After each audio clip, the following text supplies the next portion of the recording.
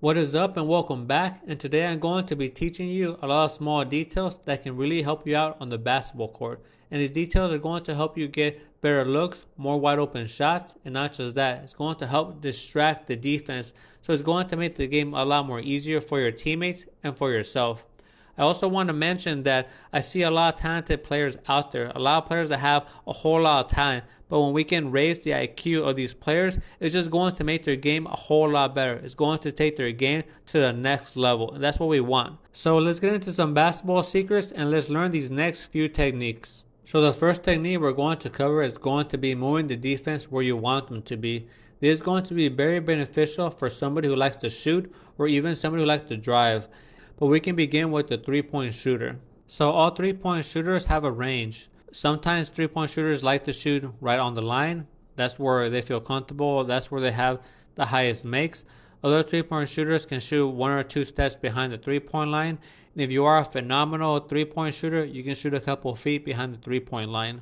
And I know nowadays everybody likes to shoot threes, so this information is going to be very important. So especially when the point guard is coming down the court, if you go to where you like to shoot and spot up and you're not moving, that's going to make it a lot more easier for the defense to play defense on you, because they're just waiting, and once you get the ball, they're right there, correct? So how can we get better shots, get more wide open? It's easy. Just move the defender where you want them to be. Pretend like you're going to be making a cut, that you're going to be receiving that backdoor pass, and that's going to move them forward, and then just go back out. And if you have a second or two to receive the ball, that's going to be a lot more easier shot because you're going to be in range. Or simply just body that player up because you can, because maybe you're a little bit taller than him or you're more stronger than him. Just body him up a little bit where he's moving forward, and then move back out and receive the ball. You see, this is going to help you out again a whole lot because you're creating space without the ball. And a lot of players don't do that, and that's called IQ. If you can do that, you're going to give yourself a lot better opportunity to receive more wide open shots. Not just that, but using this technique also puts you in range, and that's a huge thing. That's something that players don't really think about, and I'll explain it to you. So like we said, every shooter has a range where they like to shoot comfortably. So if you're able to move a defender inward and then come back out and he's sticking with you, he's doing a real good job playing defense, it doesn't even matter, because if he's trying to lock you down, now look where you're going to be at. You're going to be at a great position. You could just make sure you're protecting the ball, then all of a sudden do a step back, and then that shot's going to be a lot more easier than if you're further out. Or you can do a hesitation pull-up shot, and that's going to be, again, an easy shot. You're nice and close to the basket.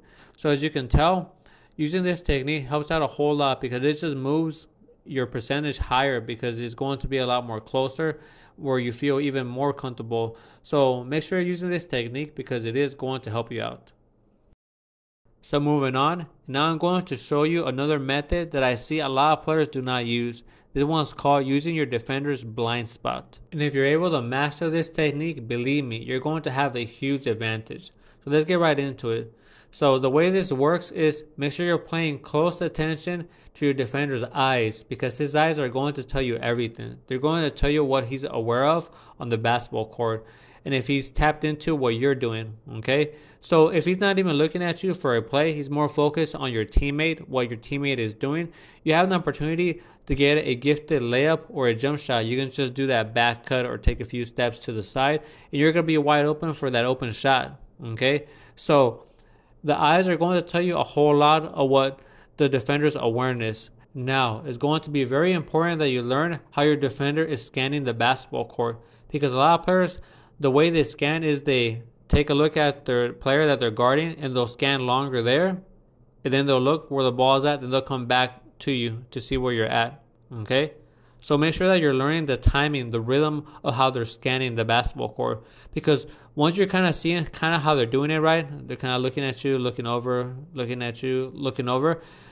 The second that he looks over, that's when you got to go. That's when you got to do that back screen, or you got to move away so you get that open jump shot, okay? So learn the timing, the rhythm, and every player is a little different. Some players look at you for a lot longer time because they don't want to lose you, and then they'll look away, and they'll kind of hold, and then they'll look back.